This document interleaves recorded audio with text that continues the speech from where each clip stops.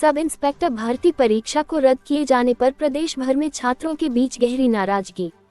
उदयपुर में छात्रों ने सड़कों पर उतरकर हाथों में तख्तियां व बैनर लिए किया जोरदार प्रदर्शन। राजस्थान में सब इंस्पेक्टर भर्ती परीक्षा को रद्द किए जाने के फैसले ने प्रदेश भर में छात्रों के बीच गहरी नाराजगी पैदा कर दी है। इसी कड़ी में आज मंगलवार को उदयपुर में छात्रों ने सड़कों पर उतरकर जोरदार प्रदर्शन किया। साथ ही हाथों में तख्तियां और बैनर लिए प्रदर्शनकारी नारेबाजी करते हुए अपनी मांगों पर अड़े रहे। छात्रों का कहना है कि भर्ती को रद्द करना मेहनती और ईमानदार अभ्यर्थियों के साथ नाइंसाफी है। उन्होंने आरोप लगाया कि पेपर लीक और धोखाधड़ी जैसे मामलों के पीछे कुछ गिने चुने लोग जिम्मेदार हैं, लेकिन इसका खामियाजा हजारों छात्रों को भुगतना पड़ रहा है। उनका कहना है कि सरकार को दोषियों के खिलाफ सख्त कार्रवाई करनी चाहिए और उन छात्रों को मौका देना चाहिए जिन्होंने ईमानदारी से परीक्षा दी थी। प्रदर्शन के दौरान माहौल तनावपूर्ण भी हो गया। इधर छात्रों और पुलिस के बीच तीखी बहसबाजी भी हुई। पुलिस ने प्रदर्शनकारियों को समझाने की कोशिश की, लेकिन छात्र अपनी मांगों को लेकर अड़े रहे। कई बार स्थिति ऐसी बनी कि झड़प की नौबत आ गई। हालांकि बाद में पुलिस ने हालात को काबू में किया और प्रदर्शन शांत कराने की कोशिश की। साथ ही छात्रों ने सरकार को चेतावनी दी है कि यदि उनकी मांगों पर जल्द विचार नहीं किया गया तो यह आंदोलन और बड़ा रूप ले सकता है। उनका कहना है कि वे न्याय की लड़ाई लड़ते रहेंगे और किसी भी सूरत में हार मानने वाले नहीं हैं।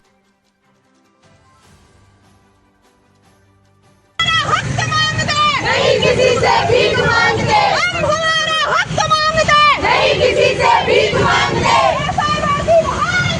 बहाल करो, बहाल करो, नहीं किसी से भीख मांगते, नहीं किसी से भीख मांगते।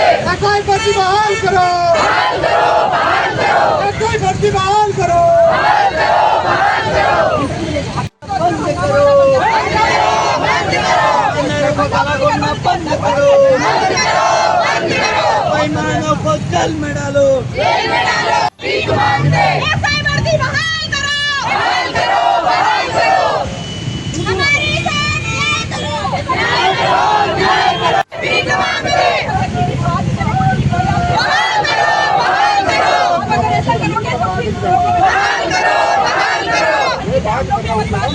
करो, कोई भर्ती बहाल करो,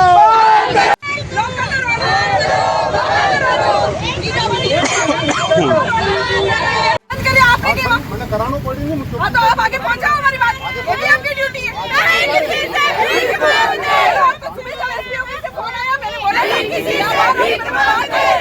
क्यों बाहर खड़े रह गए? ये जनता का बहाल करो, बहाल करो,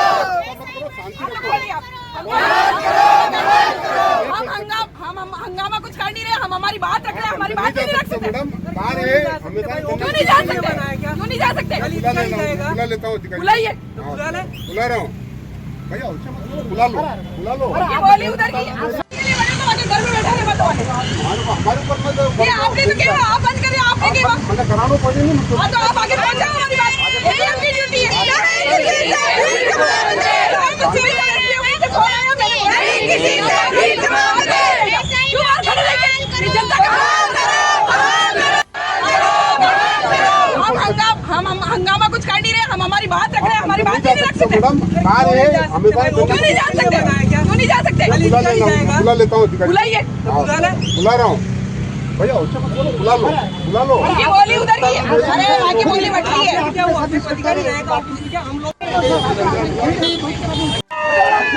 मैडम मुकदमा उधर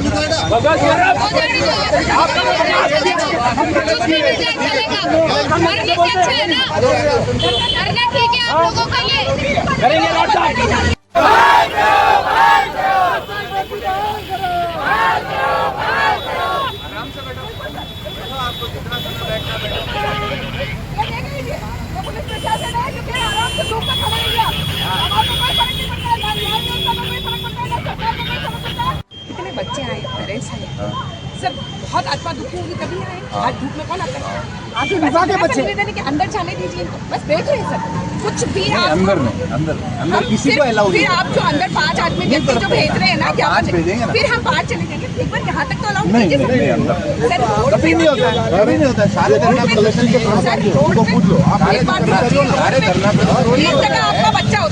होता है। आपका बच्चा अरे आपका धरना परिवार प्रदर्शन होता तो सब क्या नहीं होता, मेरे बच्चे भी है ऐसे नहीं कर रहे हैं, वो भी इसके अंदर सेलेक्ट हुए हैं, समझ गए? वही बता रही हूँ मैं आपको। हाँ, तो वो ऐसे नहीं करते हैं।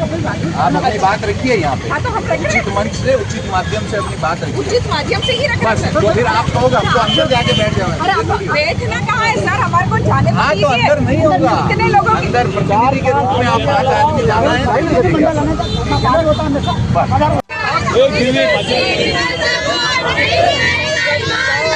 सिस्टम की विफलता को नहीं सहेगा ईमानदार, सिस्टम की विफलता को नहीं सहेगा ईमानदार।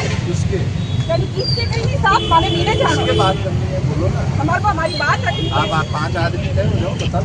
बाकी सब रोड पे खड़े तो नहीं रहेंगे, हम अंदर, हमने तो शुरू में ही सुबह फोन आया आप कोई नया प्रदर्शन नहीं कर रहे हो मैडम।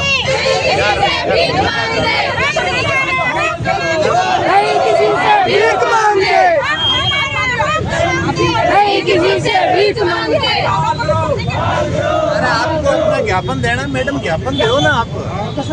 प्रदर्शन करना करो ना आप। हाँ तो यहाँ रोड पे चले जा सर, हम अंदर चले जाए अंदर नहीं जाते,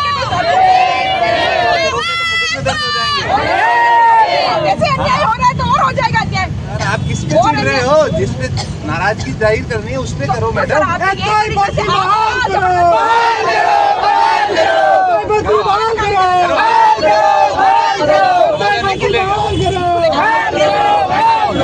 खड़े रहिए आप, हमारे को कोई फर्क नहीं पड़ता है, ना न्याय व्यवस्था को कोई फर्क पड़ता है, ना सरकार को कोई फर्क पड़ता है। और ये सब जेबा पेटियां आई थी कि सबके गरु पेटियां आया था क्या है सबके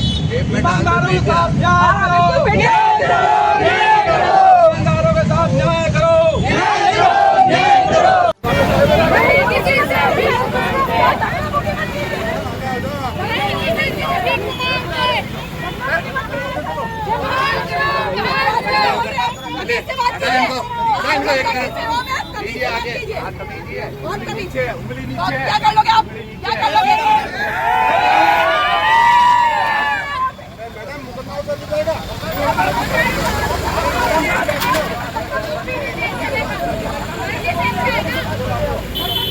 सर मेरा नाम सेबा मिर्जा है, मैं कुशलगढ़ बांसवाड़ा से रहने वाली हूँ। ये क्या मांग है? मांग सिर्फ इतनी है सर कि सरकार जब हमारा पक्ष एकल पीठ में रख चुकी है तो वही सरकार अब जो एकल पीठ ने हमारे खिलाफ जो अपना फैसला सुनाया है उस फैसले के खिलाफ सरकार हमारे साथ हमारे लिए डबल बेंच में अपील करे और हमारे साथ जो अन्याय हुआ है उस अन्याय का सरकार हमें न्याय दे और सरकार ये डबल बेंच में हमारा साथ दे और डबल बेंच में जाए और हमारा पक्ष रखे। क्या पक्ष रखना चाहते हो आप सरकार के माध्यम से? सरकार चूंकि सर जब एकल पीठ में हमारे खिलाफ याचिका दर्ज की गई थी एसआई भर्ती 2021 के खिलाफ, तब माननीय न्यायाधीश द्वारा ये कहा गया था कि सरकार अपना पक्ष रखे कि सरकार क्या चाहती है इस भर्ती पे अपना पूरा इन्वेस्टिगेशन जो भी आपका एसओजी भी सरकार का ही अंग है। एसओजी द्वारा जो भी इन्वेस्टिगेशन किया गया है, जो भी आपने जो ऑब्जर्व किया है, जो भी चीजें आपके पास है, जो भी सबूत है, उसके आधार पे या जो भी आप देखते हैं जो चयनित है, जो ईमानदारी से लगे, जो मेहनती है, उनका सबका पक्ष देखते हुए सरकार क्या चाहती है। तो 1 जुलाई 2025 को सरकार ने अपना पक्ष रखा जब न्यायालय में, तब न्यायाधीश ने बिना उस पक्ष का किसी हमारे जो आदेश है उसमें कोई जिक्र नहीं है। ठीक है, कोई दिक्कत नहीं, न्यायालय है, माननीय न्यायालय की हम बहुत इज्जत करते हैं, हमें उससे कोई दिक्कत नहीं। लेकिन हम ये चाहते हैं कि जब सरकार ने एकल बेंच में हमारे लिए हमारा पक्ष रखा तो अब भी रखे और ये पक्ष रखे कि ये जो चयनित है इस भर्ती को यथावत रखा जाए और जो मेहनत से लगे और जो दोषी है हम खुद चाहते हैं भाई हमारे साथ कोई फर्जी काम करेगा, हम नहीं चाहते। जब हम ये चाहते हैं बस जो चयनित है, जो निर्दोष है, भर्ती को यथावत रखा जाए और जो इन्वेस्टिगेशन चालू रखी जाए और जो दोषी पकड़ा जाए उसे पकड़ते जो जेल में डालो ना। मंत्री बेनीवाल जी, किरोड़ी लाल जी और भी अधिक जो भी इस भर्ती से फेमस होना चाहते हैं उनको एक ही बात कहना चाहती हूँ कि इंस्टाग्राम डाउनलोड करो, रील बनाओ, मुजरे करो, हम घुंघरू दे देते हैं, फेमस हो, हम फेमस करेंगे, हम सब लाइक करेंगे, फेमस हो जाना, नहीं तो ढोलक दे देंगे, बजा लेना, क्योंकि तुम दूसरों का बेरोजगार खाने से तुम्हारे को फुर्सत नहीं मिल रही। फेमस तो होना है, फेमस हो, आराम से हो, घुंघरू देते हैं पहनो, चूड़ियां देते हैं पहनो, ये कहना चाहती हूँ मैं। करने के आदेश हाईकोर्ट ने दिए, उसके बाद राजनीतिक का भी इस पर गड़बड़ा। देखिए, राजनीति तो क्या है कि आज ओछी हो गई है, बहुत ज्यादा ओछी हो गई है। उनको किस मुद्दे पर उठानी चाहिए, राजनीति किस मुद्दों पे करनी चाहिए, उनके वो तो विषय रहा ही नहीं। क्या सड़कों पे गड्ढे पड़े हुए हैं, बच्चों की एजुकेशन, जो रेप केस अभी लेटेस्ट उदयपुर में हुआ है, आपको पता हो तो इन पे बोलिए ना कोई। और आज ये जो भर्ती है, अभी थोड़े समय पहले आपने सुना होगा कि सुप्रीम कोर्ट के एक जज के घर पे भी मिले बहुत सारे पैसे। तो कहीं ना कहीं मुझे ऐसा लगता है कि न्यायालय भी बिक चुके हैं यहाँ पे, और सबके घर पेटियां आ रही है। आपने मेवाड़ी में कहना पेटियां आ रही है, जो पेटियां आ रही है जो अच्छा न्याय दे रही है ना। हकीकत बता रही हूँ मैं आपने। आज मैं पत्रकारिता पे एक बार विश्वास करना चाहूंगी इस बार, कि वो बात को इस बार बिके नहीं पत्रकार। बहुत सारे पत्रकार बिक चुके हैं, मैं आपको भी गलत नहीं बोल रही हूँ, लेकिन मैं सच कह रही हूँ, पत्रकारिता उतनी निष्पक्ष नहीं रही है आज, इसलिए कोर्ट ने ये न्याय ये आदेश दिया है। पत्रकारिता को इतना न्याय से कीजिए, आप इतना निष्पक्ष कीजिए कि ये बच्चे दिखने चाहिए आपको। ये आप ये बताइए, आज तक इतनी भर्ती हुई, आज तक इतनी भर्तियां हुई हैं, क्या कभी कोई उसमें घोटाले नहीं हुए? क्या कभी पेपर लीक नहीं हुए? आप अभी रीट वाले भी 2 बार हम डबल बेंच में जब गए हैं, तो डबल बेंच ने यही निर्णय दिया है कि देखो, निर्दोषों के जो है उनके साथ न्याय होगा, और भर्तियों को बहाल किया गया, दोषी के खिलाफ कार्रवाई की। हम शुरू से यही मांग कर रहे हैं कि आप, ये बच्चे कह रहे हैं कि हमारा आप जो भी नार्को टेस्ट वगैरह कराना चाहते हैं उसके लिए हम लिखित में देने को तैयार है, कि हम उसी के लिए रेस्पॉन्सिबल अगर कुछ होता है वो करवा लीजिए। हमारा एसओजी की जो जांच एजेंसी है वो अपने जांच कार्य को करे, और जो दोषी उनको पकड़े, दोषी को पकड़कर उनको कड़ी सजा दी जाएगी, तभी तो अगली बार ऐसी घोटाले नहीं होंगे, ऐसी पेपर लीक के मामले नहीं होंगे। और युवाओं का हौसला बढ़ाने की जगह आप यहाँ उनका मनोबल तोड़ रहे हो। मैम, आप लोग प्रदर्शन कर रहे हो, अच्छी बात है, लेकिन आपने न्यायपालिका और पत्रकारिता दोनों का आपने लांछन लगाया, दोनों बिक चुके हैं। इसकी वजह क्या है आपने? इसकी वजह ये है कि कुछ मैं नाम नहीं लेना चाहूंगी अभी किसी का, लेकिन कुछ पत्रकारिता वालों ने इस मुद्दे को इतना गलत बताया था, पत्रकारिता के माध्यम से इतना गलत बताया था, उन्होंने निर्दोषों का एक बार भी पक्ष नहीं रखा। कुछ पत्रकार इतने अच्छे थे जिन्होंने पक्ष रखा था, लेकिन वो जो 5% जो लोग थे ना, बिक गए थे, उन्होंने उस पत्रकारिता के माध्यम से इन निर्दोषों का बिल्कुल पक्ष नहीं रखा था, और शुरुआत में मुद्दा भी वहीं से उठा। जबकि पत्रकारिता का कार्य होता है कि वो जांच करे पहले कि क्या सही है क्या गलत है। और आप तो छोड़िए, मैं ये कहती हूँ, न्यायपालिका का क्या कर्तव्य होता है कि वो दोनों पक्षों को सुने। जो आप लॉ की पढ़ाई करते हैं, आप तो जज हैं, आखिर जज हैं, तो आपको तो हमसे ज्यादा ज्ञान है, हम तो आम आदमी हैं। तो क्या होता है कि न्याय का एक उसूल है कि आप दोनों पक्षों को निष्पक्ष रूप से सुने।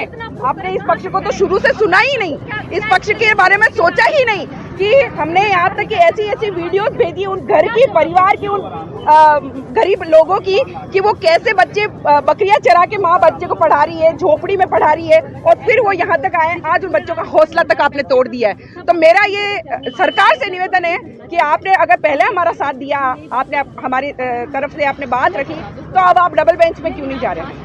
आप डबल बेंच में जाइए और हमारा पक्ष मजबूती से रखिए कि ये जो निर्दोष है उनकी क्या गलती है।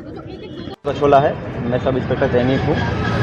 हमारे साथ जो सरकार का माननीय न्यायालय का जो आदेश आया है उससे अन्याय हुआ है। मेरी उम्र अभी 30 वर्ष हो चुकी है। मैं 22 वर्ष की उम्र का था तब से मैं तैयारी कर रहा हूँ।